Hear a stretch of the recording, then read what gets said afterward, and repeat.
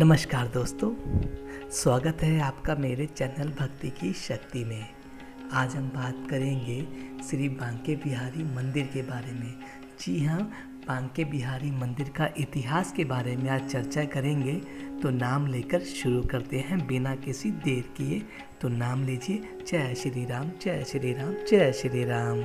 श्री बांके बिहारी मंदिर मथुरा वृंदावन को भगवान श्री कृष्ण का धाम माना जाता है। यह बहुत ही पवित्र धाम है। वृंदावन में भगवान कृष्ण की अनेक लीलाएं मिलती हैं और आज भी कई लोग भगवान को उसी वृंदावन में कृष्ण लीला का अनुभव करते हैं। आज भी कई लोगों की आस्था है कि राधा कृष्ण की रास लीलाएं शाम के समय में यहाँ होती है, इसलिए वृंदावन वासी रात को जल्दी सो जाया करते हैं, क्योंकि भगवान की रास लीला इतनी ऊर्जावान होती है कि उसे देखी नहीं जा सकती। बांके बिहारी मंदिर भगवान कृष्ण का ही स्वरूप है। मथुरा के वृंदावन में बांके बिहारी का मंदिर स्थित है। स्वामी हरिदास ने इसका निर्माण 1864 में करवाया था। एक बार एक भक्त था जो बांके बिहारी के दर्शन के लिए आया था। वह दर्शन करते करते बहुत समय तक बांके बिहारी जी को देखता रहा, इसलिए भगवान रिझ गए और उन्हीं के साथ उनके गांव चले गए। यहाँ पर मंदिर के स्वामी जी को जब पता चला तो वह उनके पीछे गए और बड़ी ही मुश्किल से बांके बिहारी जी को वापस लेकर आए। तब से बांके बिहारी के दर्शन के लिए झांकी दर्शन की व्यवस्था की हुई है। झांकी दर्शन में भगवान के सामने थोड़ी थोड़ी देर में पर्दे डाल दिए जाते हैं ताकि श्री बांके बिहारी भगवान को कोई निरंतर ना देख सके। मान्यता है कि बांके बिहारी जी की मूर्ति को किसी ने नहीं बनाया है, यह प्रतिमा अपने आप उत्पन्न हुई है।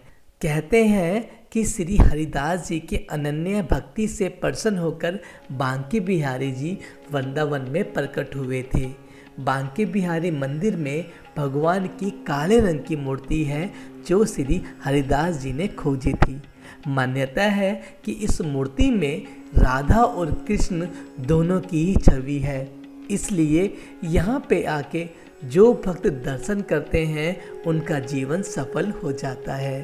वृंदावन एक ऐसा स्थान है जहाँ भगवान कृष्ण की अनगिनत बाल लीलाएं हैं। यहाँ के लोग कहते हैं कि शाम के समय भगवान राधा और गोपियों के साथ आज भी रास लीला रचते हैं, इसलिए शाम होने पर कोई मनुष्य या पक्षी घर से बाहर नहीं निकलता। अगर कोई उन्हें रास लीला करते देख लेते हैं तो उनकी अपार ऊर्जा शक्ति को सहन नहीं कर पाता। रात में बांके बिहारी जी रास करते हैं, इसलिए उनके आराम करने के समय में इस मंदिर में मंगला आरती नहीं की जाती। यहाँ पर हर वर्ष मार्गशीर्ष की पंचमी तिथि को बांके बिहारी मंदिर में भगवान बांके बिहारी जी का प्रगट उत्सव मनाया जाता है। इस मंदिर में साल में सिर्फ एक ही बार बांके बिहारी जी के चरणों के दर्शन होते हैं। वह दिन होता है अक्षय तृतीया, जो वैशाख मास की तृतीया पे आता है। भगवान के चरणों के दर्शन अत्यंत शुभ माने जाते हैं। श्री हरिदास जी कृष्ण के बहुत बड़े भक्त थे। एक समय पर वह हमेशा कृष्ण की भक्ति में ही लीन रहते और निधिवन में बैठकर अपने राधा कृष्ण के गानों से भगवान को प्रसन्न करने की कोशिश किया करते थे। उनके संगीतमयी भक्ति भाव से भगवान प्रसन्न हो जाते थे और कई बार उनके सामने आ जाते थे। हरिदास जी के शिष्य ने एक बार उनसे कहा कि हमें भी भगवान के दर्शन करने हैं, तो कृपया करके हमें भी दर्शन का लाभ लेने दे। हरिदास जी ने इसके बाद फिर से भक्ति में लीन हो गए और फिर कृष्ण और राधा दोनों ही उनको दर्शन देने के लिए प्रकट हुए। श्री कृष्ण और राधा ने हरिदास के संगीत से प्रसन्न होकर उनके पास रहने की इच्छा व्यक्त की। तब हरिदास जी ने भगवान को बोला कि वह उनको लंगोट पहनाकर यहाँ रख लेंगे, लेकिन माता राधा के लिए उनके पास कोई आभूषण नहीं है, क्योंकि वह केवल एक संत है। ऐसा सुनकर श्री कृष्ण और राधा एक हो गए और एक होकर उनकी प्रतिमा प्रकट हुई, और फिर हरिदास जी ने इनका नाम बांके बिहारी रखा। एक बार एक कृष्ण भक्त स्त्री ने अपने पति को वृंदावन जाने के लिए राजी किया था। वह दोनों वृंदावन पहुँचे और बांके बिहारी मंदिर जाकर दर्शन किए। थोड़े दिन वह लोग वहाँ रुक गए और बांके बिहारी के दर्शन किए। वह स्त्री के पति ने उसको वापस घर जाने को कहा। तब उस स्त्री ने बांके बिहारी जी को प्रार्थना की कि वे हमेशा उनके साथ ही रहे। फिर दोनों घर जाने को निकल गए। वे लोग रेलवे स्टेशन जाने के लिए घोड़ा गाड़ी में बैठे। तभी बांके बिहारी जी बाल रूप में आकर उन दोनों से विनती करने लगे कि आप मुझे भी साथ ले जाएं।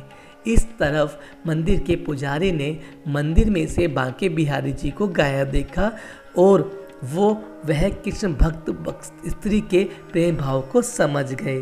तुरंत ही वह उस घोड़ा गाड़ी के पीछे दौड़े और बालक रूप बांके बिहारी जी से प्रार्थना करने लगे।